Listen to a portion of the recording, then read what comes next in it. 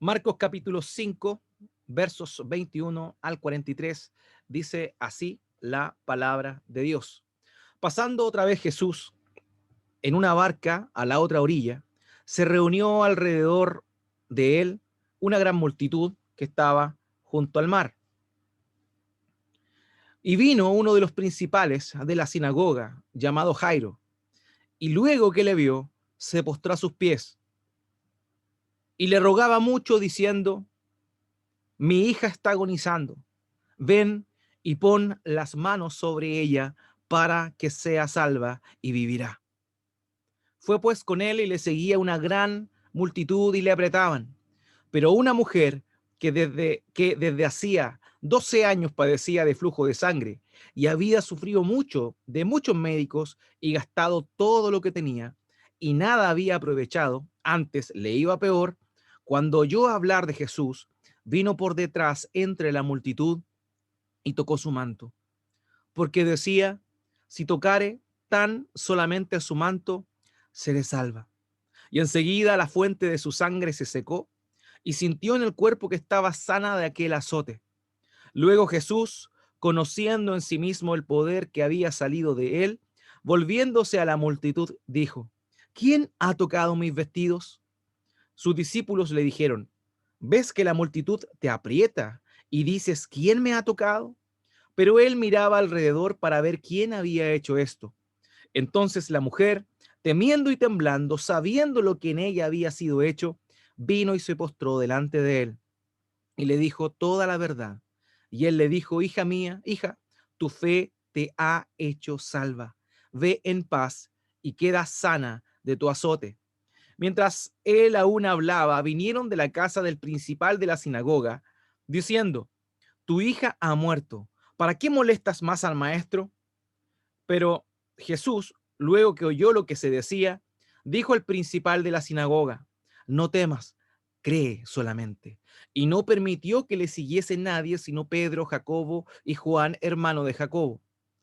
Y vino a casa del principal de la sinagoga y vio el alboroto y a los que lloraban y lamentaban mucho. Y entrando les dijo: ¿por qué alborotáis y lloráis? La niña no está muerta, sino que duerme. Y se burlaban de él. Mas él, echando fuera a todos, tomó al padre y a la madre de la niña y a los que estaban con él, y entró donde estaba la niña.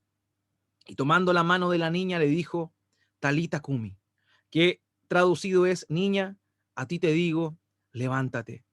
Y luego la niña se levantó y andaba, pues tenía 12 años. Y se espantaron grandemente, pero él les mandó mucho que nadie lo supiese y dijo que se le diese de comer. Amados, quiero invitarles, por favor, que me acompañen y podamos orar a nuestro Señor para que nos dé claridad y entendimiento con respecto a su palabra nuevamente esta mañana. Padre, Dios soberano, Dios eterno, nadie hay como tú, mi Dios. Solo tú puedes salvar, solo tú puedes sanar, solo tú puedes dar vida. Tú eres el creador de todo, el Señor de todo. Y ante ti esta mañana nuevamente inclinamos nuestro rostro, humillamos nuestra vida, reconociendo que tú eres Dios y que necesitamos de ti, que apartados de ti nada podemos hacer, que tú eres nuestra roca firme, que tú eres nuestro amparo y fortaleza, que tú eres nuestro consolador, que tú eres nuestro amado, y que por el puro afecto de tu voluntad, sin nosotros merecerlo, tú te acercaste a nuestras vidas. Tú te acercaste a nuestras vidas. Enviaste a tu Hijo, nuestro Señor Jesucristo. Y de esa forma, nuestro Señor Jesucristo vino a este mundo viviendo una vida perfecta en obediencia a ti, con el propósito de entregarse hasta la muerte en una cruz para darnos eterna salvación y vida eterna a cada uno de aquellos que hemos reconocido nuestra condición y que hemos creído en Cristo y en su obra. Padre, nada de esto merecemos. Padre, nada de ellos merecemos. Sin embargo, tú nos lo diste. Y testificas de aquello todos los días por medio de tu Espíritu Santo, quien mora en nosotros y nos lleva a la verdad de tu palabra.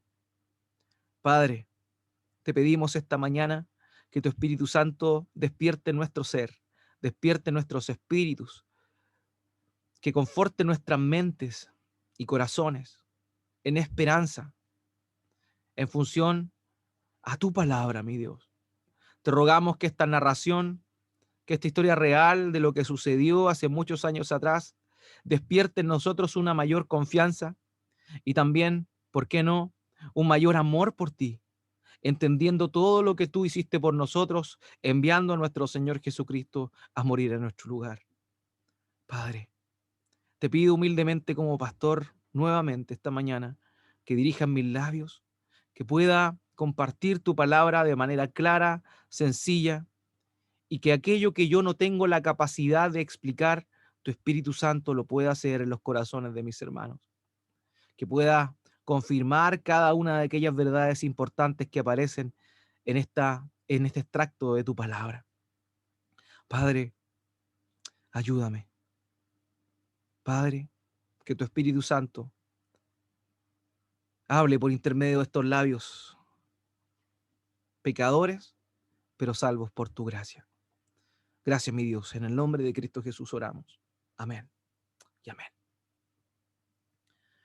Amados, la semana pasada estuvimos revisando esta historia de lo que sucedió cuando el Señor Jesucristo cruzó en la barca al otro lado, en el lado de Gadara. Y lo que estuvimos viendo nosotros es cómo nuestro Señor Jesucristo hizo un gran bien a un hombre que se encontraba endemoniado, un hombre que estaba lleno de demonios, un hombre que estaba poseído por una legión de demonios. Y vimos nosotros eso, y vimos que tristemente la comunidad, que también se había visto afectada por la presencia de este hombre, puesto que él asustaba a todo el mundo, andaba entre los sepulcros y entre las montañas gritando día y noche, que a nadie dejaba tranquilo, y pese a eso, pese a la liberación que el Señor Jesucristo realizó a la vida de este hombre y el beneficio que esto trajo a su propia vida y también a los habitantes de aquella ciudad, estos ciudadanos, cuando supieron de esta situación, y vieron lo que había sucedido con los cerdos, fueron donde el Señor para pedirle por favor que se fuera. Y vemos aquí cómo es que mucha gente, teniendo la bendición, recibiendo bendiciones de parte de Dios, voluntariamente deciden rechazar y deciden erradicar a Jesús de sus vidas. Y eso fue lo que hicieron estos hombres. Ellos despreciaron al Señor. Ellos no querían que el Señor permaneciese en su tierra, de manera que lo expulsaron. Ahora bien, luego de haber visto ese gran desprecio, y siguiendo con la secuencia, Marcos, inspirado por el Espíritu Santo, nos da este relato que acabamos de leer, donde personas reciben de manera cariñosa, de manera receptiva, ávidamente, las bendiciones que nuestro Señor Jesucristo les quiso dar. Queridos, el Señor fue rechazado en Gadara, pero humildemente fue recibido en este otro extremo del lago del mar del lago de Galilea. Esto nos deja una primera lección, una primera lección. No debemos detenernos de proclamar el mensaje del Evangelio y de hacer el bien a las personas por el solo hecho de que hay algunos que nos desprecian, que hay algunos que desprecian el mensaje de Cristo. No debemos hacerlo. El Señor no se sintió desmotivado luego de haber sido expulsado de los contornos de la tierra de Gadara, sino que Él volvió hacia el otro extremo y con la misma disposición continuó anunciando el Evangelio del reino y continuó dando sanidad, libertad y salvación a todas las personas. Amados, no debemos nosotros de esta forma sentirnos tristes o también desmotivarnos de proclamar el Evangelio porque hay quienes rechazan el Evangelio, sino que debemos sentirnos animados porque hay gente que está solícita a recibir este Evangelio y también las bendiciones que Dios nos da. La prédica de hoy tiene por nombre una extraña transacción. Y conforme a estos pasajes que acabamos de leer, vamos a ver tres características de la obra de Cristo. Tres características de la obra de Cristo, pero no solo de su ministerio público, sino también de ahora. Tres características que la obra de Cristo realiza el día de hoy en nuestras vidas, en el presente. No olvidemos una gran premisa que dice el escritor de Hebreos en Hebreos capítulo 13, versículo 8. Jesucristo es el mismo ayer y hoy y por los siglos. Él no cambia y pese a que su obra, su ministerio público y terrenal fue hace más de 2000 años atrás, Él continúa siendo el mismo para nosotros el día de hoy. Así que vamos a estar viendo estas tres características de la obra de Cristo en el presente. En primer lugar, el Señor escucha el clamor de los afligidos. Eso es lo primero que nosotros podemos ver en este pasaje. El Señor escucha el clamor de los afligidos. El segundo punto que vamos a estar resaltando es que el Señor responde al dolor de los enfermos. El Señor responde al dolor de los enfermos. Y en tercer lugar, el Señor tiene autoridad sobre la muerte. Estos tres puntos, estas tres características, no solamente fueron del pasado, no solamente fueron de estas personas que recibieron este bien, sino que también son presentes, son actuales para nosotros. Nosotros podemos tener seguridad de que el Señor escucha nuestro clamor cuando estamos afligidos, que Él responde a nuestro dolor cuando estamos enfermos y también que Él, por sobre todo, tiene autoridad sobre la muerte. Así que acompáñeme, por favor, a los primeros versículos, desde el versículo 21 al 24, donde vemos nosotros que el Señor escucha el clamor de los afligidos. Pasando otra vez Jesús en una barca a la otra orilla, se reunió alrededor de él una gran multitud y él estaba junto al mar. Y vino uno de los principales de la sinagoga llamado Jairo, y luego que le vio, se postró a sus pies y le rogaba mucho, diciendo: mi hija está agonizando, ven y pon las manos sobre ella para que sea salva y vivirá. Fue pues con él y le seguía gran cantidad, gran multitud, y le apretaban. Recordemos un poco el contexto en el cual nos encontramos. El ministerio del Señor ya lleva un tiempo bastante considerable en el cual la presencia religiosa ya se le había opuesto de manera clara. Vimos cierto en el capítulo 4 cómo es que se presentó férrea oposición o cómo nuestro Señor Jesucristo fue interpelado. Él tuvo confrontaciones directas frente a los escribas, frente a los fariseos y frente a las personas importantes de la vida religiosa de esa época, la cual estaba en la sinagoga. La sinagoga era el lugar que en la cultura había provisto luego de la destrucción del templo en el tiempo de Babilonia. Sin embargo, luego de la deportación y luego a los años después, los judíos vuelven a regresar a Jerusalén, vuelven a construir, a erigir el templo, pero esta costumbre de tener una vida religiosa y social en la sinagoga se perpetuó. La sinagoga era un lugar importante donde se llevaba a cabo toda la enseñanza práctica a las personas, la instrucción teológica de ese tiempo se llevaba a cabo ahí precisamente en la sinagoga, y es ahí donde se lucían todos los escribas, los fariseos y saduceos que tenían el don para poder compartir enseñanzas de la ley, que en ese tiempo más que la ley estaba centrada en las propias costumbres y tradiciones de los hombres. Por eso es que hablamos de la religiosidad que ellos tenían. Ahora bien, aquí nos encontramos nosotros con un hombre llamado Jairo, el cual era uno de los principales de la sinagoga. Este hombre no se había dejado persuadir por la influencia de sus demás amigos, quienes la mayoría aparentemente estaban en contra de nuestro Señor Jesucristo. Él era un hombre importante dentro de la sinagoga, sin embargo, él tenía una mirada distinta del Señor. Este era un hombre importante, la verdad. En ese tiempo, un principal era un líder que supervisaba las actividades de la sinagoga. Era, por ejemplo, el que estaba encargado de repartir o de comisionar a las personas que iban a dar los discursos dentro de la sinagoga. De manera que era un hombre importante, no era simplemente un cuidador del lugar, sino que era alguien que tenía gran influencia. Él era un hombre importante. Sin embargo, él reconocía en el Señor Jesucristo no solo a un maestro itinerante muy distinto a lo que ellos estaban acostumbrados, sino que también reconocía en Jesús algo distinto. Reconocía que él tenía poder, él reconocía que podía ayudarlo en la situación en la cual él se estaba encontrando en ese preciso momento. Su hija, su pequeña hija, estaba gravemente enferma, a punto de morir, de acuerdo a lo que nos dice el relato. La niña era única, era hija única, de acuerdo a lo que nos dice Lucas capítulo 8, versículo 42, el texto paralelo, el relato paralelo al que nos encontramos aquí en Marcos. Esta era una hija única, era la mayor, evidentemente, puesto que era única, pero era muy querida, era muy querida. La palabra empleada ahí habla para referirse a la niña o a la hija, es una palabra que implica que era el ser más querido que este hombre tenía. Él amaba mucho a su hija, de manera que ella estaba enferma, pronta a la muerte, pronta a la muerte. Y él, afligido, se dirige donde nuestro Señor Jesucristo, reconociendo que solo él podía ayudarle en ese momento. Queridos, ella estaba agonizando, agonizando. Sus respiros estaban contados,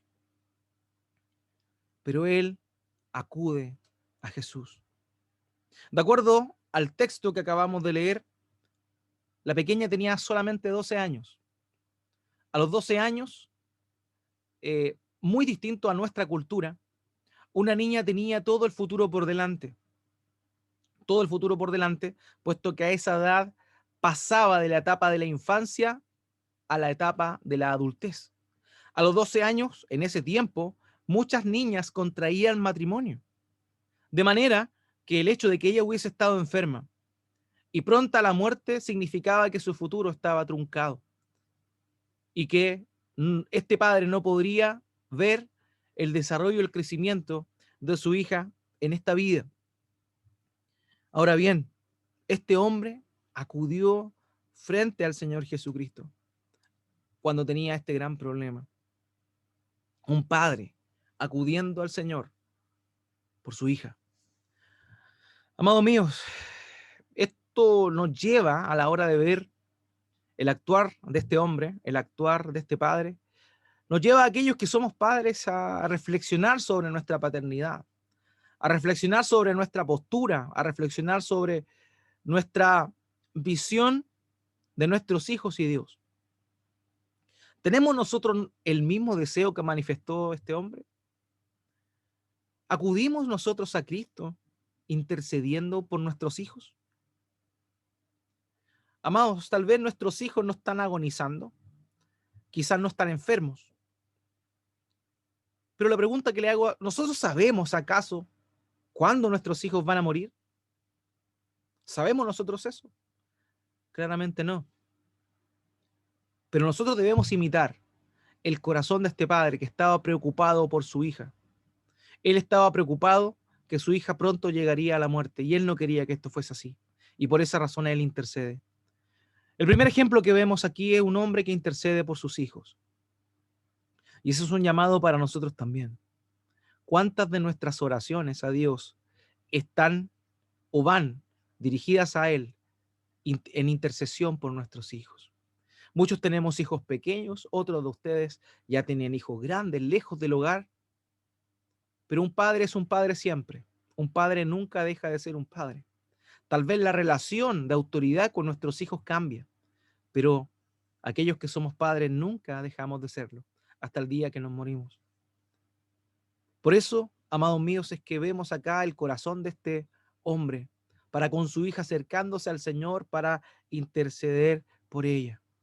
Amados, acerquémonos al Señor para interceder por nuestros hijos. No lo olvidemos, no lo olvidemos. Tenemos una gran responsabilidad. Herencia del Señor son los hijos. Así que le invito a que podamos tener ese mismo corazón que Dios puso en Jairo, de interceder por su hija ante nuestro Señor Jesucristo, y que nosotros podamos tener ese mismo deseo de interceder por nuestros hijos delante de aquel que nos escucha, de aquel que puede oír nuestro clamor. Y eso es lo primero que vemos dentro de este primer punto. El Señor puede acoger nuestro clamor, queridos. Y eso es lo que sucedió con este hombre. Dios siempre está dispuesto a escucharnos. Dios siempre está dispuesto a acoger nuestro clamor. Y el Señor Jesucristo en ese momento estaba dispuesto a hacerlo. Nosotros nos olvidamos de eso. Muchas veces en la aflicción, en el dolor, en la prueba, pensamos que Dios no tiene disposición a escucharnos. Acudimos a Él y pareciera que no nos oye, que fue un poco lo que le pasó a Jairo en un momento durante el relato que acabamos de leer. Pero Dios está atento a nosotros. Si somos hijos de Él, Él está atento a escuchar nuestra petición. Él está atento a nuestro clamor, a nuestro ruego. En Lucas capítulo 18, versículo 7, el Señor Jesucristo dice: ¿y acaso Dios no hará justicia a sus escogidos que claman a Él día y noche? ¿Se tardará en responderles? Amados queridos, Dios está atento a nuestro clamor de día y de noche. Podemos confiar en Él. Podemos descansar en Él como este Padre que acude al Señor Jesucristo sabiendo que Él tenía voluntad para escuchar su petición. Eso es importante. Eso es algo que nosotros vemos aquí. Debemos saber que podemos confiar en Jesucristo. Debemos saber que Él puede escuchar y Él quiere escuchar nuestro clamor, aunque pareciera que así no fuera. Aunque como lo vimos hace un par de semanas atrás, en el episodio de la tormenta, pareciera que Él está despreocupado, parece que Él no tiene cuidado de nosotros, pero aún así Él está presto y dispuesto a aparecer y a mostrar su bondad, su benignidad en el momento oportuno que Él ha establecido. Amados, el Señor Jesucristo es fiel y Él oye nuestro clamor. Él oye nuestro clamor. Puede que la respuesta a nuestro clamor no sea la que esperábamos. ¿Cuántas veces hemos orado por algo con todo nuestro corazón, con todo nuestro ser, con fe, confiando en que Cristo lo puede hacer, y esto no ha sucedido? Eso no quiere decir que Dios no tiene cuidado de nosotros. Eso no quiere decir que a Él no le importamos. Lo único que nos dice eso es que Él, dentro de su soberanía y su relación personal contigo, con cada uno de nosotros, distinta y única, Él determinó dar una respuesta que no era la que tú esperabas. Pero Él sí está atento. Él sí está atento y dispuesto a acoger, a oír el clamor de sus hijos. El Salmo 4:3 dice: sabed pues que Jehová ha escogido al piadoso para sí. Jehová oirá cuando yo a él clamare. El Señor oye cuando clamamos a Él. El Señor oye cuando clamamos a Él. Amados, Él es fiel. Uno de los atributos más nobles de Dios es precisamente su fidelidad. Esa es su naturaleza. Él es fiel, no puede negarse a sí mismo. Él no olvida su pacto. Él tiene cuidado, Él oye, Él acoge nuestro ruego, acoge nuestro clamor. No olvidemos cuando los hebreos estaban luego de 400 años de esclavitud en Egipto, estaban siendo atormentados. Dice el texto que ahí Dios se acordó del pacto que había hecho con su pueblo y fruto de eso envió a Moisés para darle libertad. Él oyó el clamor. ¿Se demoró? Sí, se demoró. 400 años se demoró en el caso de los hebreos en Egipto. Pero él dio una respuesta. Y esta respuesta fue una respuesta de acuerdo a su providencia, de acuerdo a su propósito. Amados, Dios está atento a escuchar nuestro clamor. El Salmo 69:33 dice: porque Jehová oye a los menesterosos y no menosprecia a sus prisioneros. Él oye a los que están en una situación de miseria. Él oye nuestro clamor.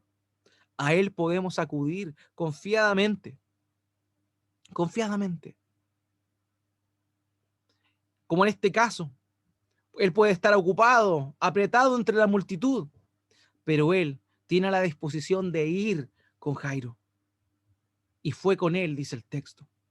Dios está dispuesto, pese a que aparentemente pueda estar ocupado, pero Él va a escuchar, Él nos va a atender, porque Él es nuestro Dios y Él tiene cuidado de nosotros. Él oye nuestro clamor, Él oye nuestra aflicción. Y es interesante esto porque Él en su poder, en su bondad infinita, no solamente oye tu clamor, sino que al mismo tiempo oye mi clamor y el clamor de aquel que está por allá y al otro lado y al otro extremo del mundo. Él oye el clamor de sus hijos. Ahí vemos lo grande e inmenso de su poder y también lo grande e inmenso de su misericordia. Me acuerdo en una película, El Todopoderoso 1, donde actúa Jim Carrey. Él en su momento pretende y dice, si yo fuera Dios no haría esto. Y en la trama de la película, Dios se le aparece y le dice y le da la posibilidad a él de ser Dios. Y en una oportunidad le da la capacidad a este hombre que quería ser Dios o que pensaba que podía hacer las cosas mejor que Dios, le da la capacidad de oír las oraciones y el clamor de todas las personas en el mundo al mismo momento. En la película, esta persona termina loca casi al momento de escuchar millones de peticiones al mismo tiempo, millones de clamores al mismo tiempo. Pero Dios no tiene ese colapso. Dios no sufre ese colapso. Tu petición, mi clamor, mi aflicción es escuchada por Él. Es escuchada por Él. Amados míos, nuestra confianza debe estar en Él, aunque estemos en tempestad, aunque estemos en dolor, aunque estemos en aflicción, podemos acudir a Él, porque Él tiene cuidado completo de nosotros. Y eso es lo primero que vemos aquí. Jairo tiene la confianza de acudir al Señor Jesucristo. Ahora bien, eso nos muestra algo que hizo Jairo que nosotros debemos emular. La actitud con la cual Jairo se acercó al Señor Jesucristo es tremenda y es decidora, entendiendo quién era Él, entendiendo la posición en la cual Él se encontraba, la autoridad y la influencia que Él tenía en el mundo de ese tiempo. El segundo punto dentro de este es que Él acude al Señor con humildad y fe. El Salmo 50:15 dice, e invócame en el día de la angustia, te libraré y tú me honrarás. Este hombre fue Jairo, un reflejo de este pasaje. Él se acercó al Señor con una actitud humilde y una actitud dispuesta. ¿Sabes una cosa? Dios te está dispuesto a escucharte. Dios está dispuesto a escucharme. Él está atento. Pero es necesario que tú y yo nos acerquemos con una actitud reverente delante de Dios. No podemos llegar donde Él y exigir diciendo, Dios, soy tu hijo, hazme caso, obedéceme, atiende mi clamor. De ninguna forma. Debemos nosotros hacerlo de una forma humilde, con un corazón humilde. Fijémonos en los detalles de lo que aparece en el relato. Dice que Él vino donde Él. Eso es lo primero que vemos a Él. Jairo fue donde nuestro Señor Jesucristo. Él era un hombre importante, sus amigos fariseos, saduceos y escribas se encontraban ahí y él no tuvo problema en eso. Públicamente fue donde el Señor Jesucristo, no importando lo que los otros pensaran, despojándose de su fama, de su reputación y también desligándose un poco de sus amigos. Él estuvo dispuesto a asumir ese precio cuando se acercó al Señor públicamente a hacerle su petición. Amados, eso es lo primero que debemos imitar de Jairo. Ir donde el Señor, dispuestos a ser apuntados, dispuestos a ser despreciados por el hecho de seguir e ir y acudir donde Cristo. Eso es lo primero que vemos ahí. La postura que él adoptó también nos deja a nosotros de manifiesto la necesidad de la humillación. Dice el texto que él se acercó donde él y se postró. Se postró. Esa palabra tiene la idea de caerse, de tumbarse o derrumbarse delante de otra persona de repente. Es como que él llegó de pronto delante del Señor, lo vio y se tumbó a tierra en un acto de reverencia, en un acto de rendición. ¿Esa es la forma en la cual clamamos al Señor? Debemos hacernos esas preguntas. Nosotros tenemos esa misma actitud frente a aquel que oye nuestro clamor.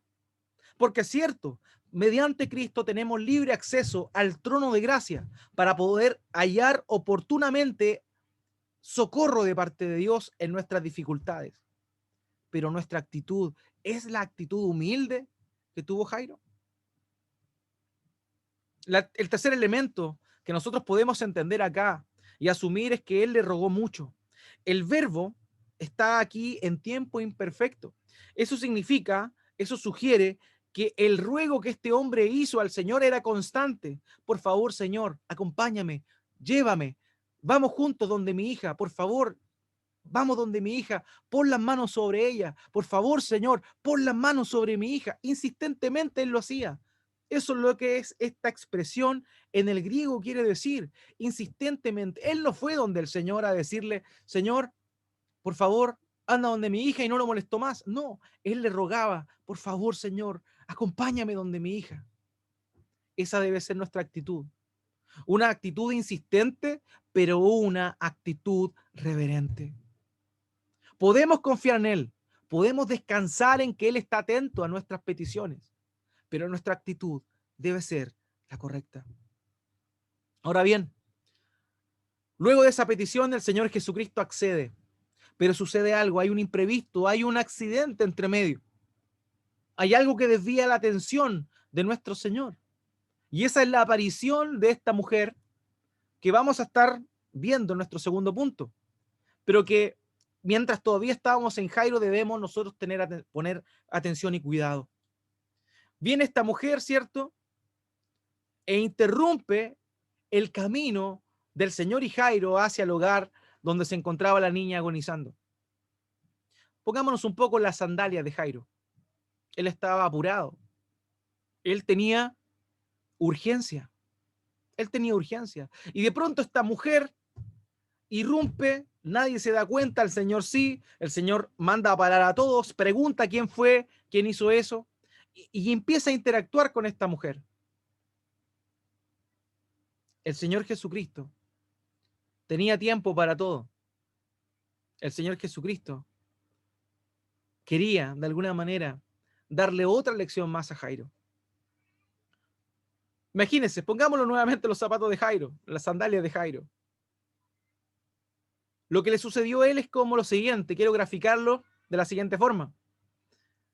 Vas tú con tu hijo a la urgencia, está grave, tiene fiebre, vómitos, no sabe qué le pasa, lleva mucho tiempo así y tú vas urgente a emergencia en el hospital. De pronto, el doctor te va a atender e irrumpe una señora que viene con un problema al corazón, con una hipertensión crónica. Y el médico no atiende a tu hija por atender a aquella mujer que viene con hipertensión crónica. Esa es básicamente la idea de lo que estaba pasando ahí. El Señor para y su ruta hacia el camino donde estaba esta niña pronta a morir para atender a una mujer que tenía una enfermedad crónica. ¿Cómo se debe haber sentido este hombre? Claramente, si lo traspolamos a este tiempo, sería una negligencia médica. Sin embargo, él era un hombre paciente y él comprendía y su fe estaba puesta en aquel que le podía traer alivio a su hija. Amados, esa es otra lección que aprendemos de Jairo. Un hombre paciente, un hombre dispuesto, un hombre humilde, un hombre que estaba, no le interesaba perder la fama y las amistades, un hombre insistente que rogaba con mucha humildad, pero un hombre que esperaba, un hombre que esperó lo que el Señor Jesucristo podía hacer. De esta forma vamos a cambiar al segundo punto, donde nos vamos a concentrar en esta mujer. En el versículo 25 al 34 aparece esta mujer que estaba, se encontraba en esta condición. Dice el texto que ella estaba hace 12 años así, padecía de esta enfermedad de un flujo de sangre y que ella había sufrido mucho por su enfermedad. 12 años llevaba así, 12 años llevaba así y había gastado todo lo que tenía. Había una costumbre en ese tiempo, una costumbre más bien supersticiosa, que decía que si había alguien, un milagrero o un hechicero poderoso, la gente se acercaba a él y bastaba con tocarle su ropa para ser sano. Esa era la creencia popular de ese tiempo. Y esta mujer era bastante supersticiosa. Por eso, dentro de su corazón, ella piensa y dice, bueno, si tan solo me acerco y toco el borde del manto, seré sana. Porque esa era la cultura, esa era la superstición, ese era el folclore de la gente en esa época. Ella llevaba 12 años sufriendo, 12 años menstruando. Ahora, su enfermedad no solo era incómoda, sino que también socialmente la dejaba marginada. Ella, por ese flujo, era considerada ritualmente, ceremonialmente impura. Eso es lo que dice la Biblia. Eso es lo que dice el texto. Ese era el contexto de esta mujer. El Levítico capítulo 15, versículo 25 dice esto. Y la mujer, cuando siguiere el flujo de su sangre por muchos días, fuera del tiempo de su costumbre, y cuando tuviere flujo de sangre más de su costumbre, todo el tiempo de su flujo será inmunda como los días de su costumbre.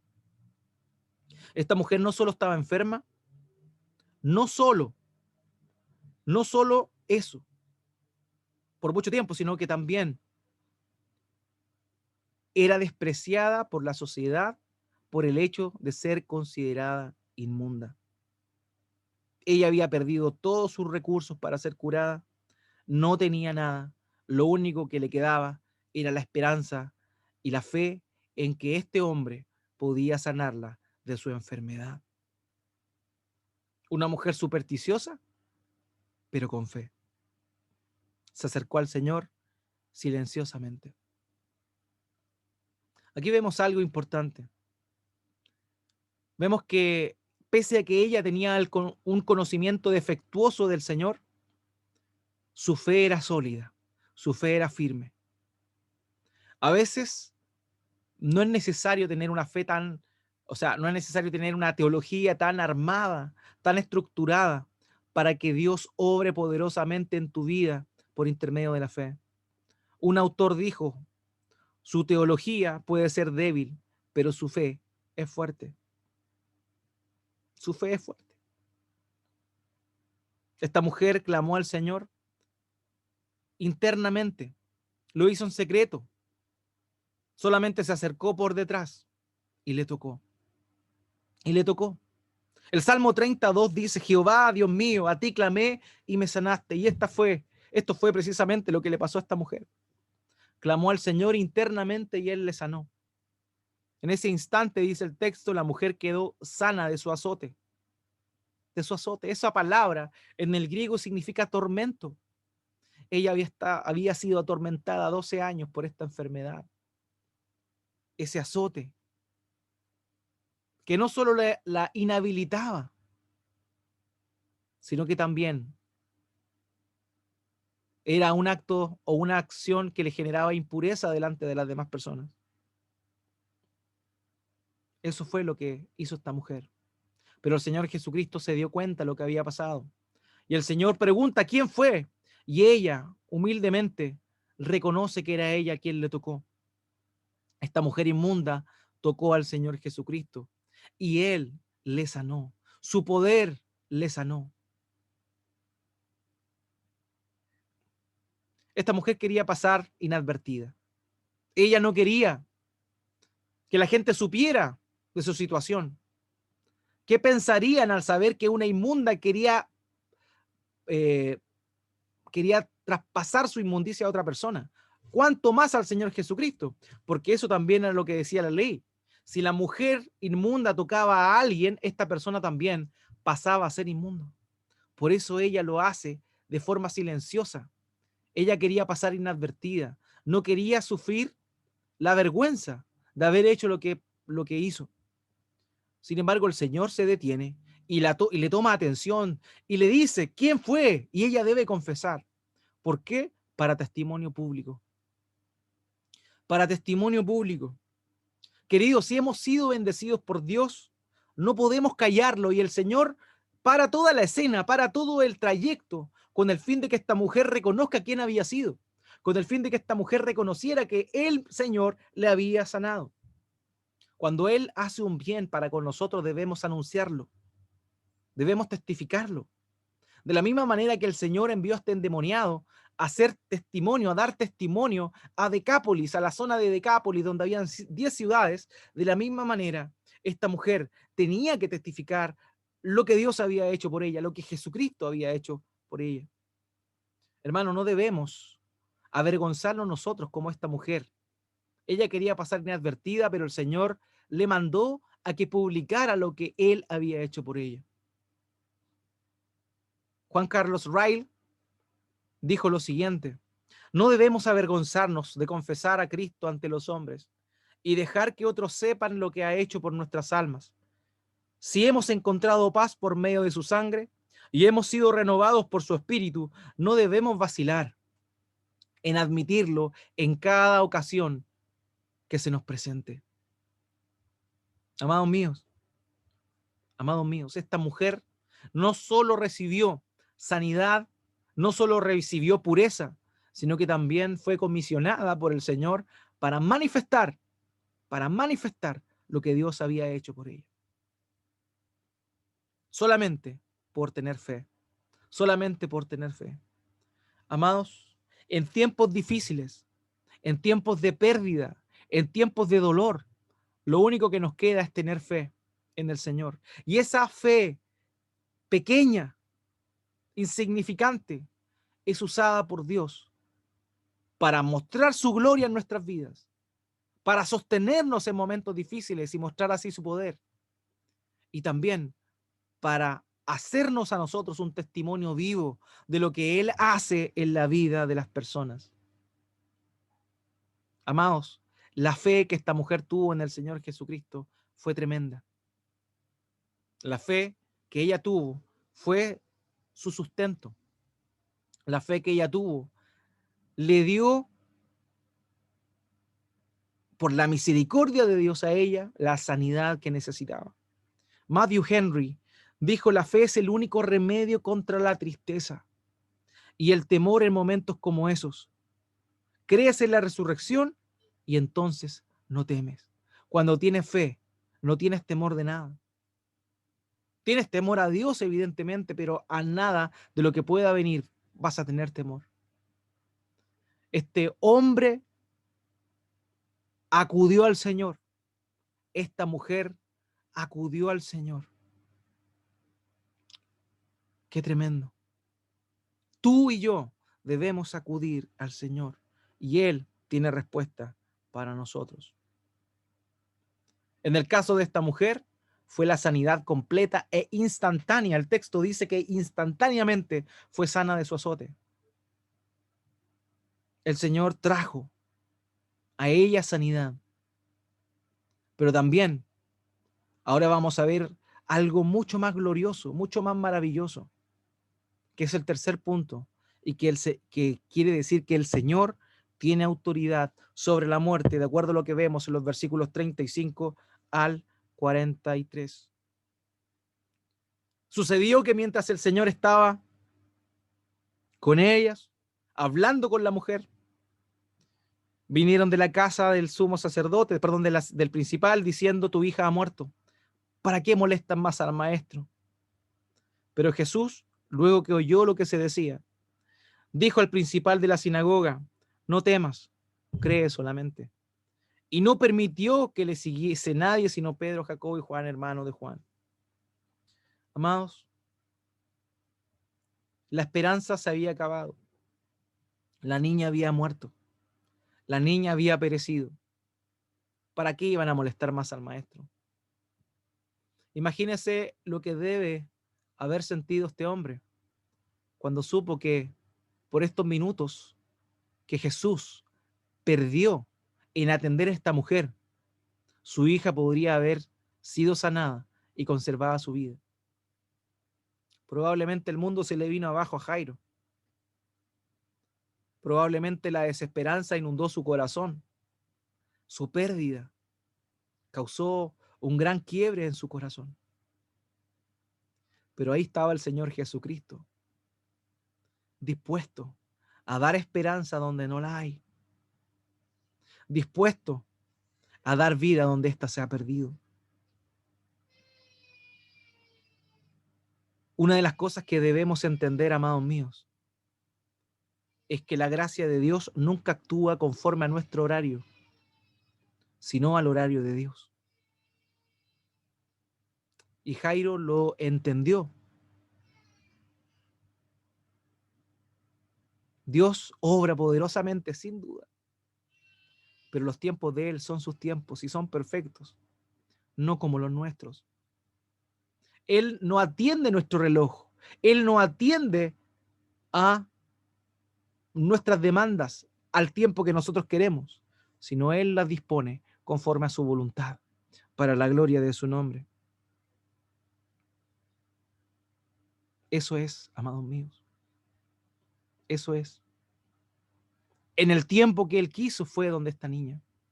Y Él le dijo, ella no está muerta, sino que solo duerme. Los hombres se burlaban, evidentemente, no entendían que Él tenía el poder para dar vida cuando ésta se había perdido. Amados, solamente en el Señor podemos perderle el temor a la muerte. El Señor Jesucristo dijo, no temas, cree solamente. No temas, cree solamente. Esa fe solo la puede dar Dios. Y es la fe que necesitamos. Cuando hemos perdido todo, cuando no hay esperanza, solo podemos acudir a Él. Y Él nos fortalecerá. Él tendrá cuidado de nosotros. Y en el caso particular de Jairo con su hija, Él le devolvió a su hija, porque Él tiene poder incluso sobre la muerte. Cantábamos hace un rato, citando un texto de Primera de Corintios capítulo 15, ¿dónde está, oh muerte, tu aguijón, oh sepulcro, tu victoria? Porque solo hay uno que tiene poder sobre la muerte, y ese es Cristo Jesús. Puede que la muerte haya tocado tu puerta, puede que la muerte te haya arrebatado a alguien, a un ser querido, pero si este ser querido estaba en Cristo, tienes esperanza porque la muerte fue vencida. Y llegará el día donde será completamente despojada de su poder y donde los muertos en Cristo resucitarán, donde aquellos que han perdido la vida volverán para reencontrarnos con ellos. Esa es nuestra esperanza, porque solo Cristo tiene poder sobre la muerte, porque Él es el primero que estuvo 3 días muerto y resucitó con poder al tercero. Y por medio de su resurrección, nosotros tenemos una esperanza eterna. Solo podemos perderle el temor a la muerte y perder de alguna forma el dolor ante una pérdida cuando entendemos que en Cristo hay vida eterna y que Él puede devolver la vida a cualquiera. En este caso, en el caso de este padre, fue literalmente la vida terrenal de su hija. Pero en nuestro caso, es la esperanza eterna, que en el cielo nuevo y la tierra nueva volveremos a encontrarnos con aquellos seres que perdimos y que estaban en Cristo. Eso es lo que produce la fe. Solo el Señor tiene la autoridad para llamar a la muerte como si fuera simplemente un sueño.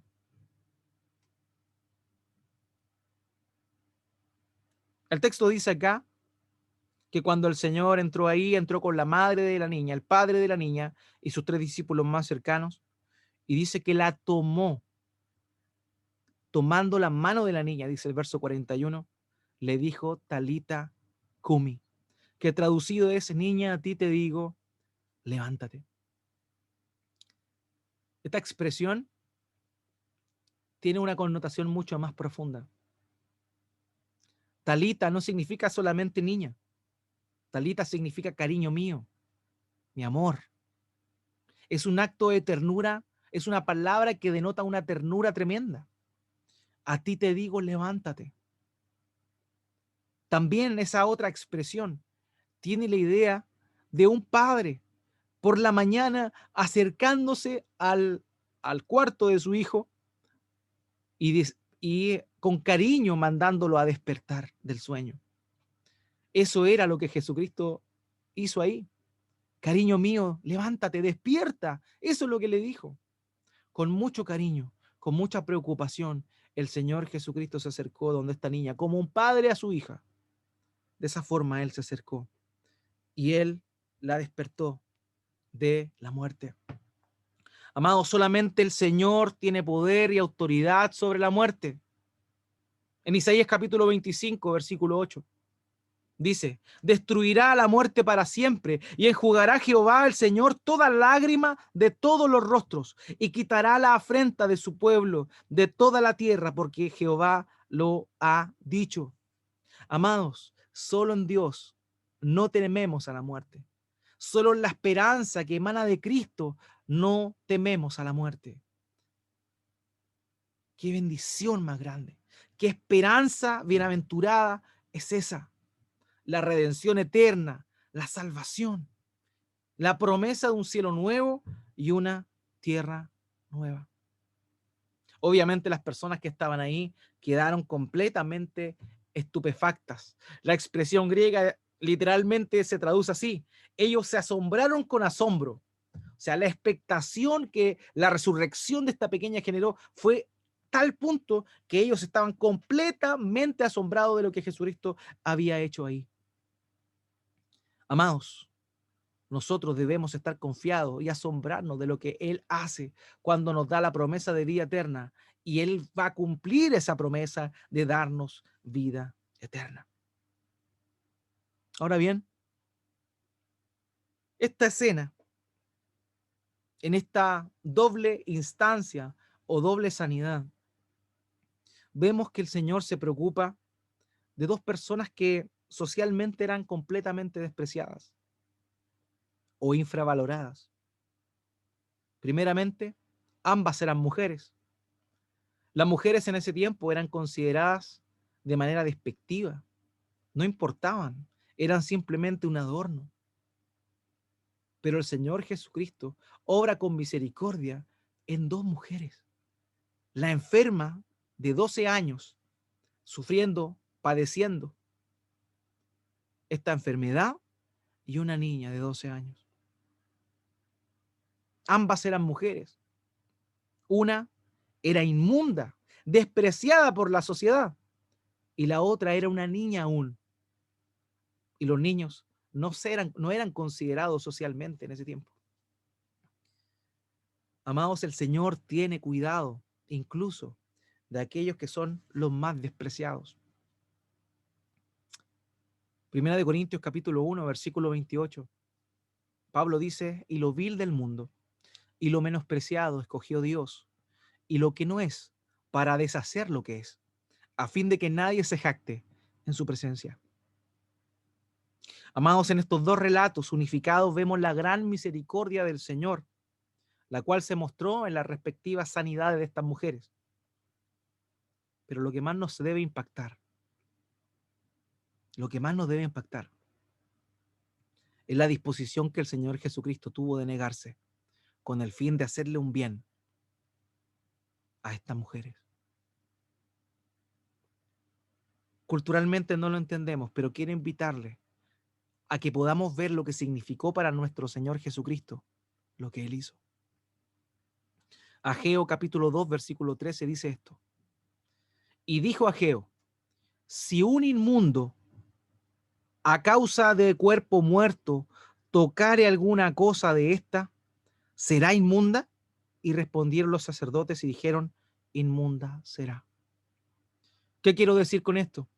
Que cuando una persona inmunda te tocaba a ti, tú inmediatamente quedabas inmundo ceremonialmente hablando, lo cual implicaba que no podías presentarte en el templo a ofrecer sacrificios a Dios.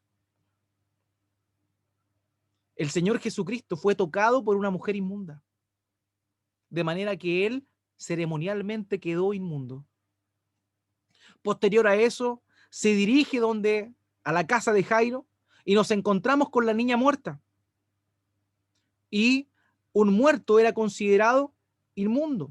Y todo lo que estaba dentro de la casa de un muerto era considerado inmundo. De manera que él, ya habiendo sido,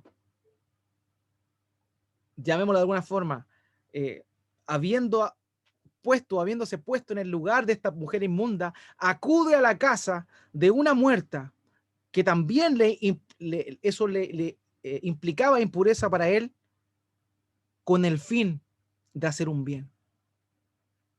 Números capítulo 19, versículo 13 dice esto, nótelo bien: todo aquel que tocare cadáver de cualquier persona y no se purifique, el tabernáculo de Jehová contaminó, y aquella persona será cortada de Israel, por cuanto el agua de la purificación no fue rociada sobre él.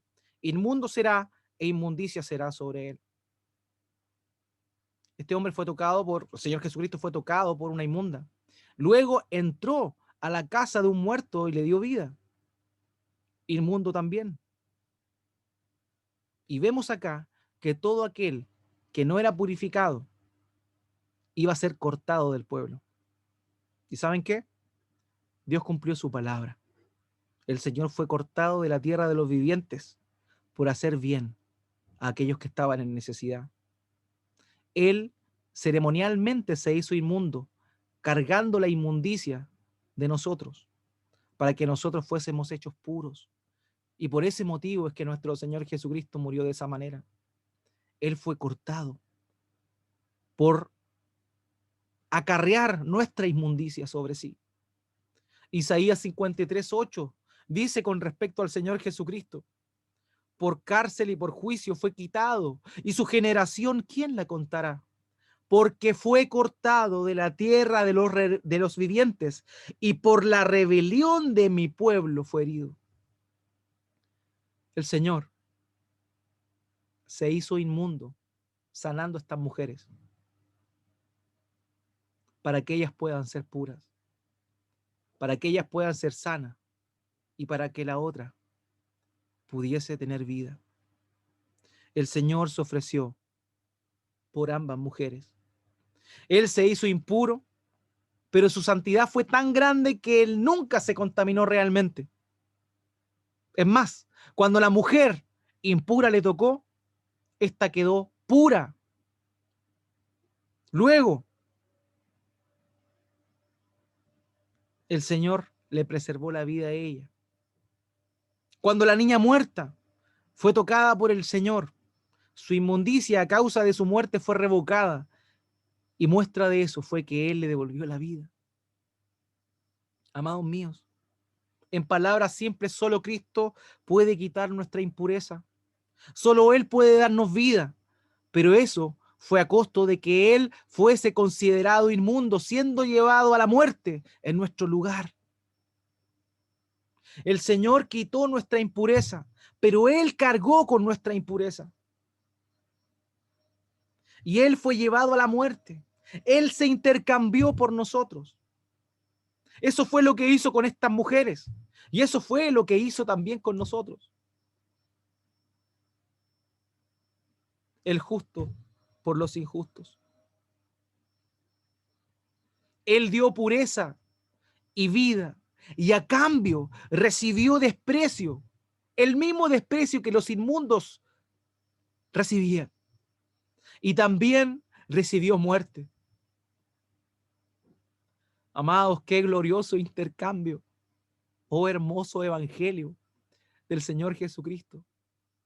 Él cargó nuestra inmundicia para que nosotros fuésemos puros.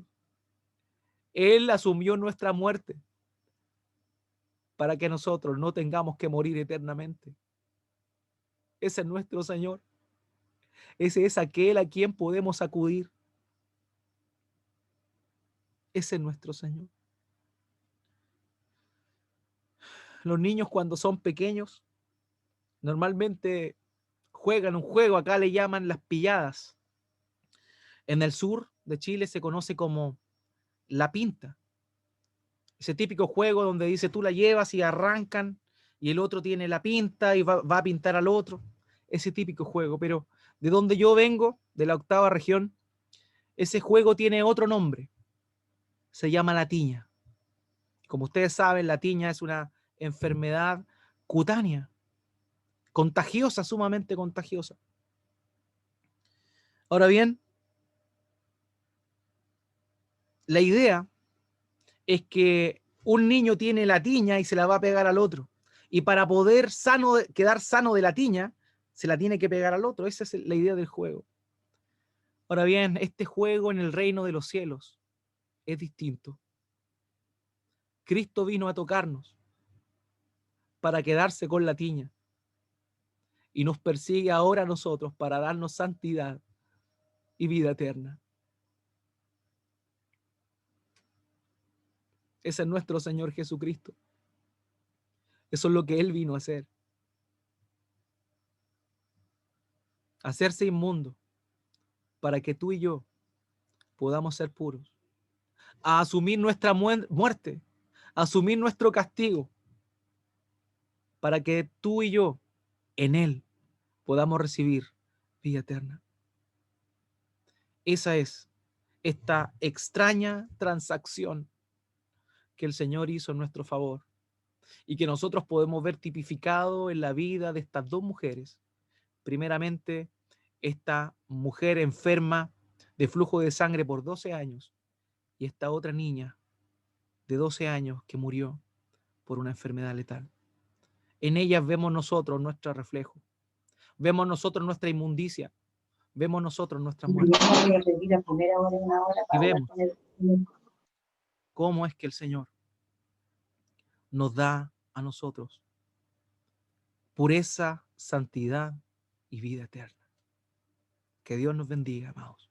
Esta semana reflexionemos en aquel glorioso intercambio, en aquella extraña transacción que hizo el Señor de los cielos para con nosotros. Que Dios les bendiga.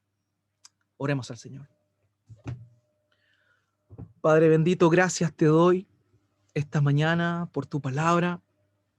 Te ruego humildemente que tú nos des la posibilidad de atesorarla en nuestro corazón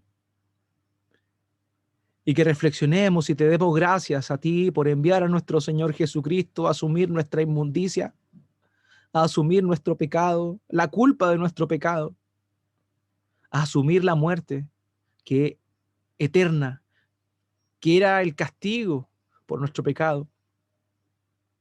Padre, queremos pedirte que podamos darte gloria, darte reconocimiento por lo que hiciste en nuestro favor. Mi Dios, gracias. Gracias por la obra de la cruz. Gracias por esa disposición que tuviste al enviar a nuestro Señor Jesucristo. Gracias por esa extraña transacción donde nuestro Señor recibió lo peor de nosotros para darnos lo mejor de Él. Gracias, Padre. En el nombre de Jesús oramos. Amén y amén.